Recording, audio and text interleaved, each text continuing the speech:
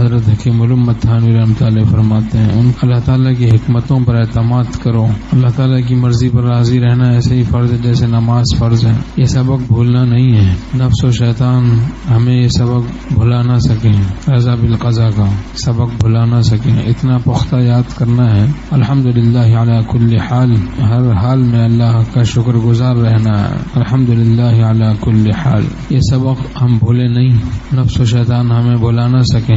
رضا بالقضا کا سبق، جو غم بھی تیرے رستے میں ملا ہے تیرا تحفہ سمجھ کر رکھ لیا ہے. توفیق صبر ساری کائنات کی سلطنت سے بہتر ہے. توفیق صبر، طاعت پر صبر، الصبر علی الطاعہ، الصبر فی المصیبہ، مصیبت میں صبر، الصبر عن المعصیہ، گناہوں سے بچنے میں صبر. یہ ہفت اقلیم کی سلطنت سے بڑھ کر ہے. توفیق صبر، اس پر ہفت اقلیم کی سلطنت نہیں بلکہ خالق کائنات مل جائے گا. ان اللہ مع الصابرین، اللہ صبر کرنے والوں کے ساتھ ہے. بادشاہوں کا بادشاہ مل جائے گا. رب العالمین مل جائے گا. احکم الحاکمین مل جائے گا. ارحم الراحمین مل جائے گا. حی القیوم مل جائے گا. وہ اللہ مل جائے گا. جو تو میرا تو سب میرا، فلک میرا زمین میری، ایک جو تو نہیں میرا تو کوئی شے نہیں میری.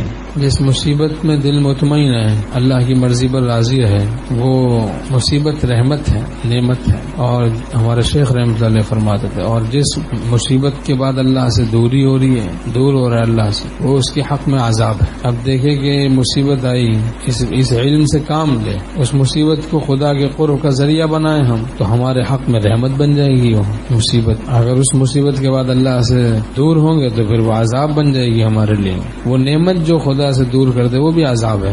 گاڑی آ گئی، آوارہ ہو گیا، منصب مل گیا، تکبر آ گیا، تیور بدل گئے، الفاظ بدل گئے، انداز بدل گئے، مال آ گیا، دل بدل گیا، نعمتیں آ گئی، دل خراب ہو گیا، دماغ خراب ہو گیا، مزاج خراب ہو گیا. کم ظرف ہے، کم ظرفی میں مبتلا. پی جائے یہ سمندر لیکن نہ چال بدلے، توہین میں کدا ہے قدموں کا ڈگمگانا. اللہ کے عشق اور محبت کی شراب پینے والے دنیا کی نعمتوں سے ڈگمگاتے نہیں.